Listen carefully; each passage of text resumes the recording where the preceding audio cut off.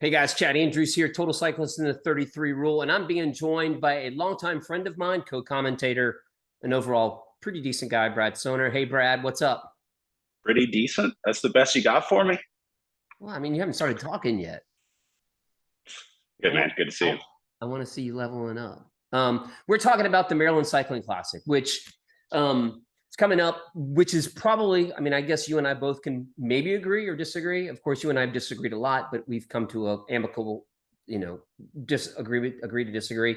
Probably the biggest UCI race in the United States No since question. Yeah, certainly. Biggest road race in America. No doubt about that. Yeah, and for those of you who aren't quite familiar, Brad is actually going to be doing the live stream. I'll be doing the stage commentary, and it's completely different. But I don't know if you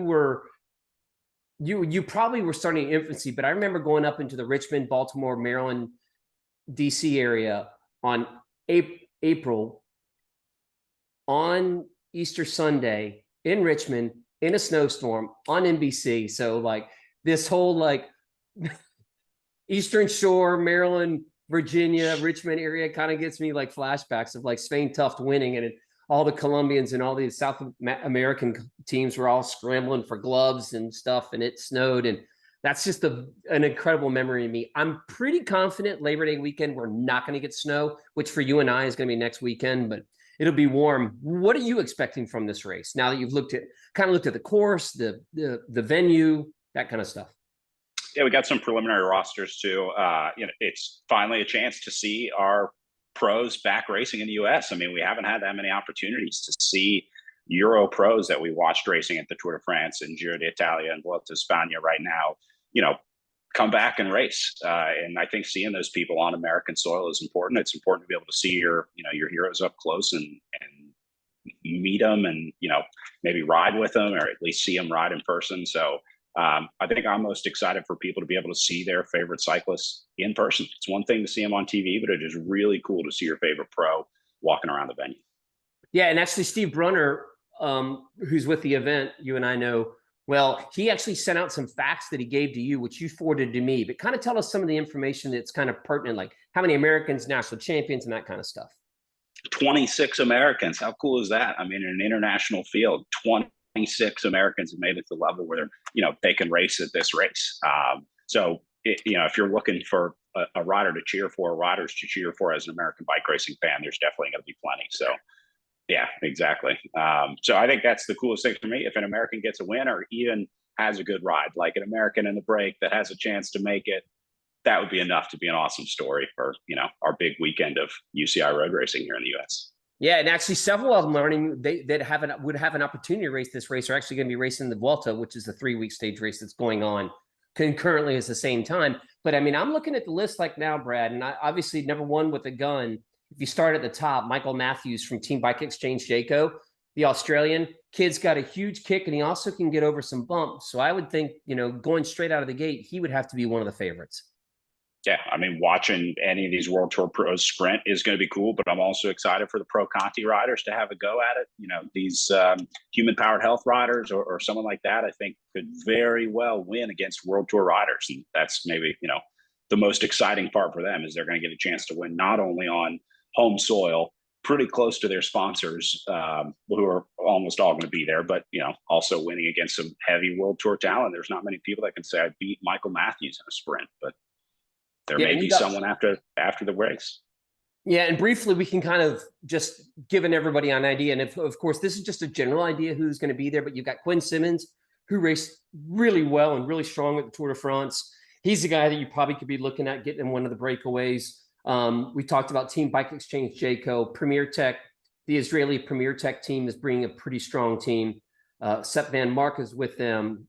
EF Education, Easy Post, Nielsen Palace is going to be there. So two guys that race really strong in the Tour de France are going to be coming racing at the Maryland Cycling Classic based on the preliminary start list that we have.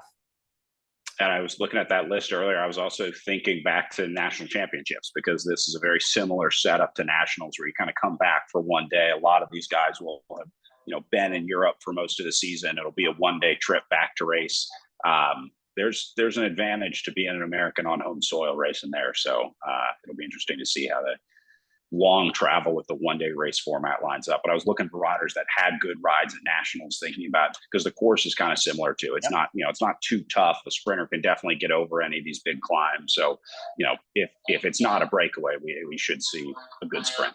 Yeah, and that's where you have like Robin Carpenter. I mean, I would think that if he's in good form, he'd go. Team Nova Nordisk, of course, Phil Sutherland, this intricately involved with that team since its inception. They've got a couple of Americans on their team. It looks like one that's going to be coming.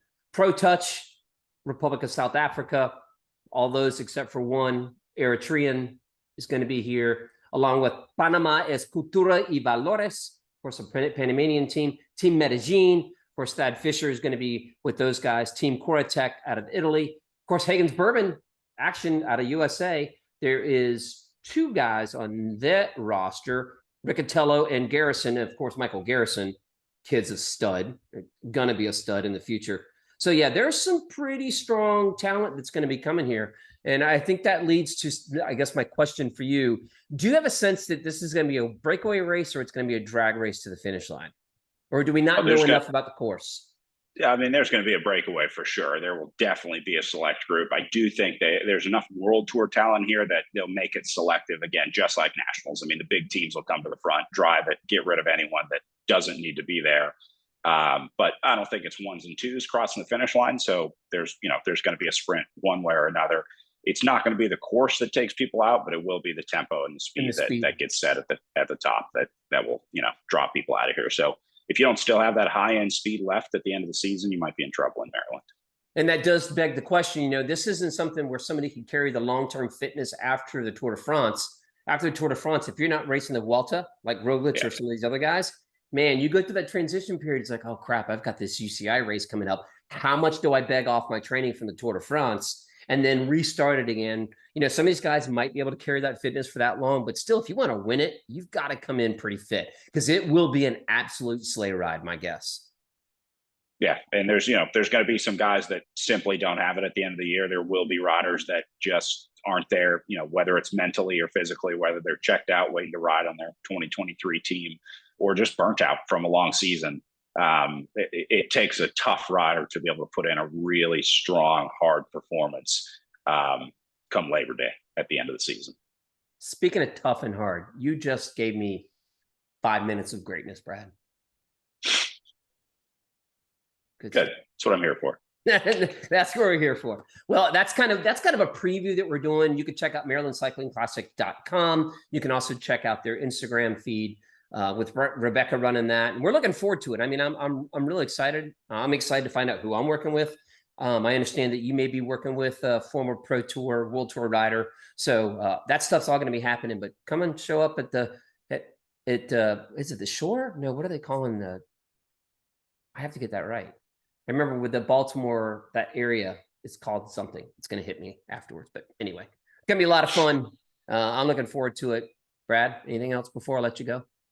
No, I'm excited. Get back to some good old fashioned Euro style road racing here in the US. It's going to be the biggest one. Crabs are good or no? Yeah, of course. You got to do a little seafood boil down in Maryland. You're not a crab pot fan? Well, I'm going to have to try. Got to tear the bag open. Oh yeah. I'll take you. I'll find you a good spot. All right. Sounds good. Brad Sohner, Chad Andrews. We'll see you guys at the Maryland Cycling Classic.